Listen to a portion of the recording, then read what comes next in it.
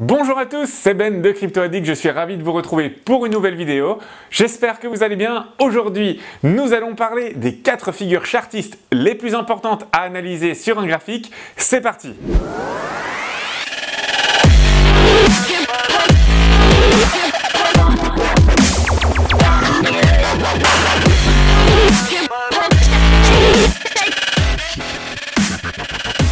Alors, vous vous êtes peut-être déjà dit « Waouh, ces graphes sont trop beaux et il y a plein de couleurs. D'ailleurs, il y a aussi des figures dedans. C'est peut-être important ces machins ?» La réponse est oui, c'est effectivement très important. Et rappelons les bases. En réalité, il y a plusieurs types d'analyses techniques. D'un côté, il y a les indicateurs qui sont subdivisés en indicateurs de tendance, comme le MACD, de volatilité, comme Bollinger, et de momentum, comme la stochastique.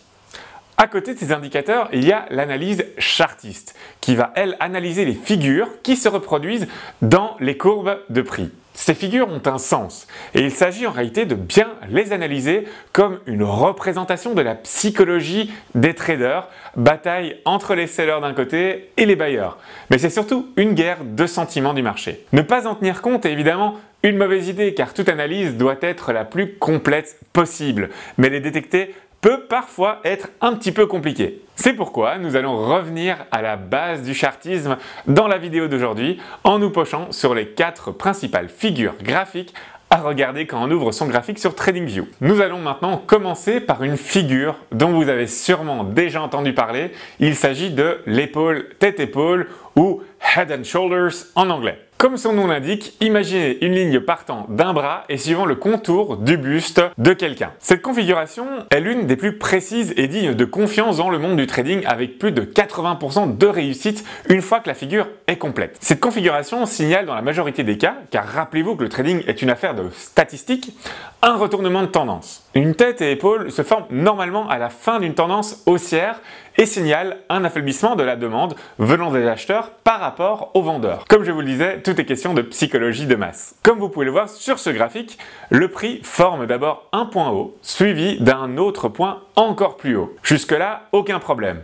La tendance n'est pas encore remise en cause. Le problème survient quand la tête forme un creux qui n'est pas plus haut que le précédent et qui généralement revient au niveau du précédent creux. On parlera alors de ligne de coup. Dans cette figure, nous avons alors l'épaule droite qui forme un top plus bas que celui de la tête, signe que les buyers perdent du pouvoir et que la pression devient plus forte. Et la figure est alors validée quand l'épaule droite atteint la ligne de coup, ce qui donnera très souvent lieu à un retournement baissier du prix. Nous avons vu le cas d'un retournement baissier, mais l'épaule tête-épaule inversée existe également et se matérialise à la fin d'une tendance baissière et signale, lui, souvent une reprise haussière. La deuxième figure, c'est le drapeau haussier. Nous avons un exemple de drapeau haussier sur cette figure. Un drapeau haussier se forme lorsque le prix entre en phase de consolidation après une impulsion haussière. On parle de consolidation lorsqu'après de grandes variations, le prix se stabilise progressivement en diminuant sa volatilité. Alors d'un point de vue psychologique, on peut imaginer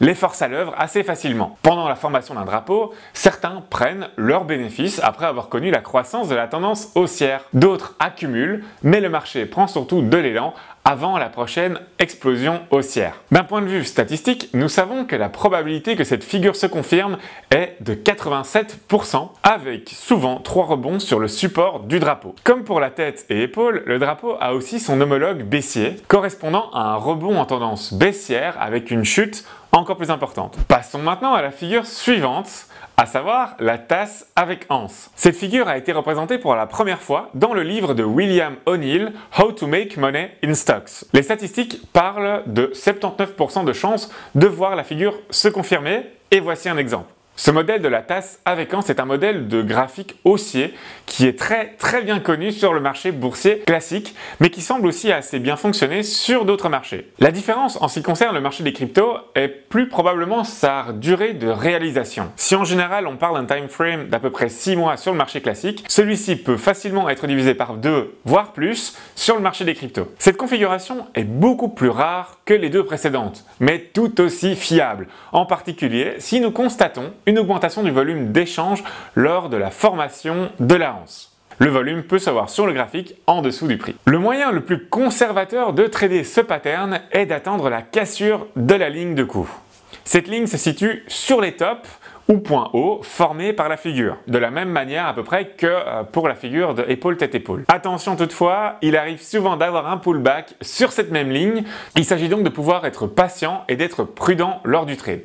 Un pullback, c'est lorsque, après avoir cassé la ligne, le prix retombe légèrement dessus. Comme les deux précédentes, cette configuration a aussi son sens baissier. Vous reprendriez bien une petite tasse, non? La quatrième figure que nous allons voir aujourd'hui est celle du rectangle. C'est sans conteste l'une des configurations que nous rencontrons le plus sur le marché financier, car il s'agit tout simplement d'un range de trading, ou autrement dit, une zone rectangulaire dans laquelle le prix reste bloqué et qui survient à la suite d'une impulsion haussière. La psychologie sous-jacente est exactement la même que pour le drapeau, à savoir une reprise de souffle de la tendance avant une explosion. Ici, les statistiques sur le marché classique sont généralement dans les 70%, mais sur le marché des cryptos, avec les barres Simpson que nous avons connus, où un dump suivi d'un rectangle puis d'un pump arrivait fréquemment, ces statistiques est probablement plus proche des 60%. Alors, il y a plusieurs façons de trader un rectangle. Nous pouvons trader les extrémités, c'est-à-dire passer à l'achat lorsque nous sommes sur la borne inférieure, le support en quelque sorte,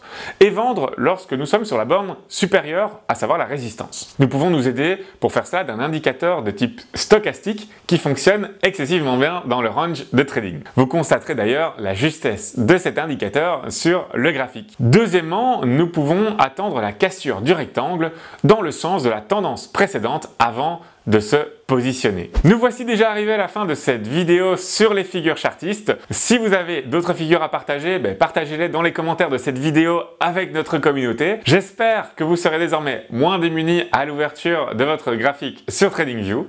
Nous, on se retrouve semaine prochaine pour une nouvelle vidéo. D'ici là, je vous souhaite une très agréable journée. À bientôt!